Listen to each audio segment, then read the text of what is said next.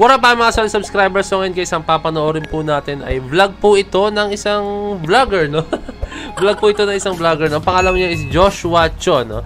So itong video niya is about po sa SB19 and Horizon. Actually, hindi ko po talaga to alam, no? Nagpapap lang siya sa parang, hindi ko alam kung tawag sa YouTube nun, kasi parang sa home screen yung news, parang news feed, no? Nagano lang, no? Bas lang siya, no? Pag enter ko ng YouTube, no? So ito, panoorin natin, nakaka-intriga lang, no? Bakit may SB19 and Horizon, no? So ayun, panoorin natin, baka may interaction siya together with SB19 or baka umattend siya rin sa concert, no? Yung doon yung SB19, no?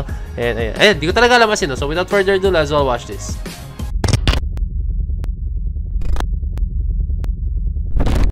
Na pong napakagandang araw. This is Joshua, Koreano, nagtuturo po ng Korean sa Tagalog. Hey. So ngayong araw naman po ay pupunta po tayo sa Busan. Yay! Busan!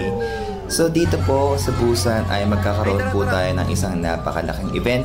Kasama po ng ating mahal na embahada ay magkakaroon po tayo ng 75th anniversary po ng South and North. Grabe, hindi ko po inaasahan na napakadami palang mga Pilipino ang magtitipon dito at kulang-kulang po na mga 10,000 Filipinos ang na-meet ko po dito po sa... Alam niyo ito medyo out of topic to sa SB19 and Horizon, na.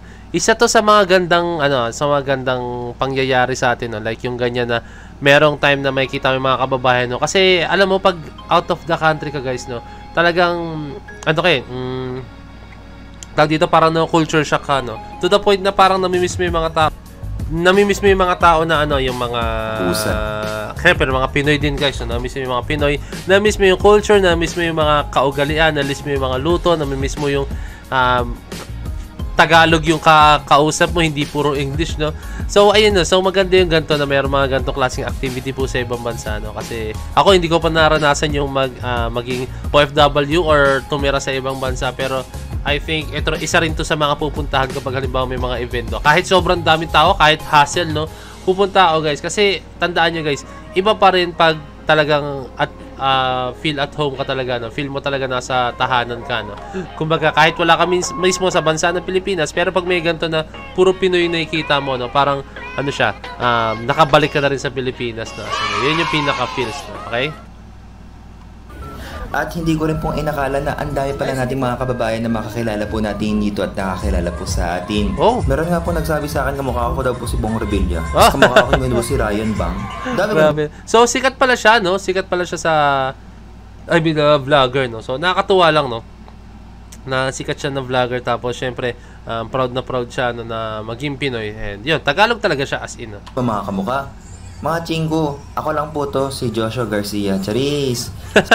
Joshua Garcia daw to. Pero mali mo naman, di ba? Ay, nakita ko na yung mukha niya kanina, yung singkit. Si Joshua Cho, ang iyong Koreanong nagtuturo po ng Korean sa Tagalog. Wow! So, ang contents ba niya is regarding po sa Tagalog, regarding sa Korean, tapos kinatanisin niya Tagalog, no? So, ang galing nun, no? As in, no? So, ang galing lang, parang, alam mo yun, kasi syempre, mostly sa atin gusto natin matuto mag-Tagalog, no? I mean, mag-Korean, no? So, I think ito yung way para po matutunan natin yung Korean, no? Ewan ko lang kung po yun talaga yung contents niya. Yun lang kasi pagkakasabi niya. So, ayan, kaya naman pala ang daming mga bisita at mga kababayan po natin nagtipon-tipon dito. Okay. Ay dahil marami po tayong mga special guests katulad po ng SB19 at meron din pong mga singers katulad po ni Esai, Zephanie, ni Zach, at syempre yung ating Moonlight! Korean pop Let's go. na Pinoy group dito po sa South Korea, ang Horizon.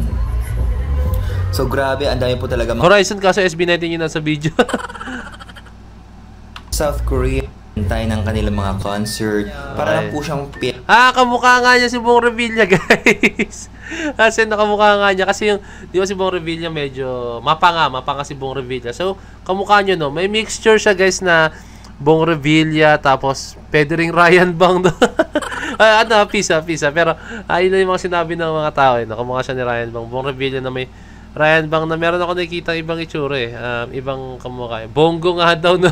Ano ba yan? Grabe dahil kamukha, no? So, playful lang naman yung mga kabayan natin, no? So, okay lang yan. Yes, talaga. Kaya pala yung title po natin is Pistang Pinoy. Kuya Chris, isang mensahe bago lumabas yung SB19. Anong mensahe para kanino sa SB19 sa Pilipinas? Sa buong Pilipinas. Ano masasabi mo? Message para sa Wish. Dear Wish.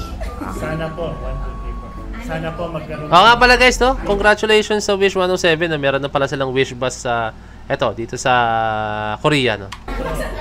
Ayun. Grabe, nabigyan po ako ng pagkakataon na makalapit po sa ating mga iniidolo. Iniidolo ang mga singers, iniidolo ang mga...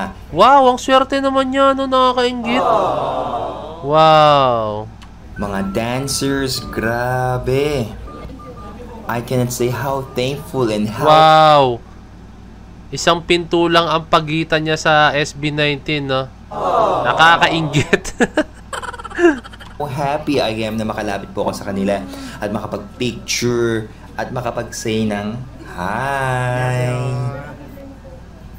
Siguro ako lang po ito yung Koreanong merong at makapag-say ng hi. Siguro ako lang po ito yung... Siguro unang tingin nila Justin ng SB19 dito sa vlogger na to. No? Ano pangalan niya? Sa basta sa vlogger na pinapanood natin. No? I think akala nila Korean pure. No? Kasi yung mukha niya rin mga Korean talaga. Siguro mag-gold siya pag nakausap niya ang SB19. Mag-gold yung SB19. Ano, tatagalog ka pala. Koreanong merong iniidolong mga Pinoy. Horizon! Siyempre, ako naman kay Koreano pero proud to Pinoy pa rin dahil ako po ay lumaki sa Pinas. So, maraming salamat po sa mga Pinoy na mga nakasama ko dyan. Shout out po sa inyong lahat. Kuya Chris, ako na. Fresh thing na ng Horizon? Ako rin po, lahat.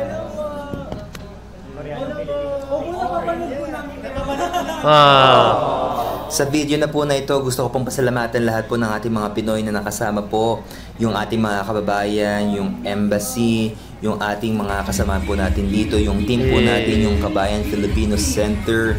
Masaya po ako at ako po ay pusong natutuwa na ako po ay naging isa sa saksi na makasama po ang ating celebration ng 75th anniversary po ng South Korea and the Philippines, and of course, witnessing the 126th Independence Day. Mabuhay po ang South Korea, mabuhay po ang Pilipinas. Let's go! Maraming pong salamat at sarangheyo!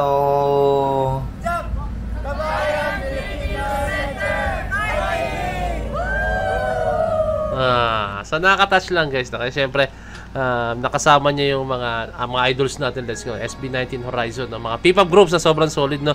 And talagang nakakatuwa lang kasi yung the way na the way na mag-approach siya sa mga tao, sa mga Pinoy. Talagang Pinoy na Pinoy, guys, no? Like, alam mo, meron pa ka doon, 'di ba, isa nakapagbiruan sa kanya, no? So I think sobrang close siya sa mga Pinoy, no? Kaya ayun, nakakatuwa lang no yung mga ganitong klaseng mga interaction, no? So hindi naman siya more on SB19 and Horizon interaction, no? More on kinuwento niya, no? Pero at least nakita natin up close and yung ugali nila, and then yung kung paano sila magtrato sa mga fans, no? Like this one, no? Nakita niyo yung SB19, yung muko, kumaway, talaga nag-show sila ng respect, no? And syempre yung Horizon at the same time natuwa rin ako kasi pinapanood daw talaga nila itong vlogger na to, no? So shoutout sa'yo, shoutout po sa'yo Joshua Chon, no? So shoutout sa'yo Joshua Chon, no? Grand. And yun lang, all credit sa kanya tong video to, guys, no? So ayun na naman, guys, no? Kung gusto nyo panood mga ganitong klaseng mga videos, no, mga Korean regarding sa mga ganyan, kay Joshua Chon, subscribe kayo, no? So yun lang, guys, this is Point of It signing out. Peace, let's G!